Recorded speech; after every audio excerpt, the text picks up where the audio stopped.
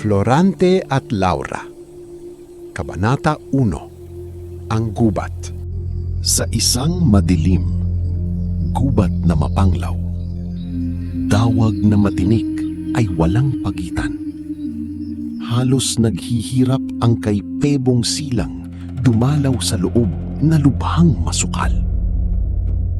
Malalaking kahoy ang inihahandog, pawang dalamhati, kahapisat lungkot.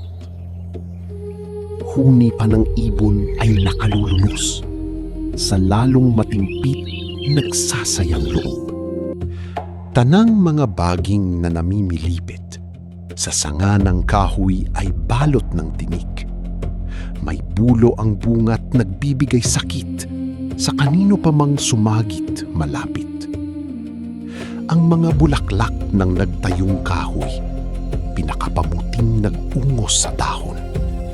Pawang kulay luksa at nakikiayon sa nakaliliyong masangsang na amoy. Karamihay sipres at higerang kutad na ang lihim niyon ay nakakasindak.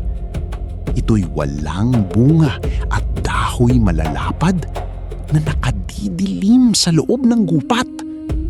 Ang mga hayop pang dito'y gumagala.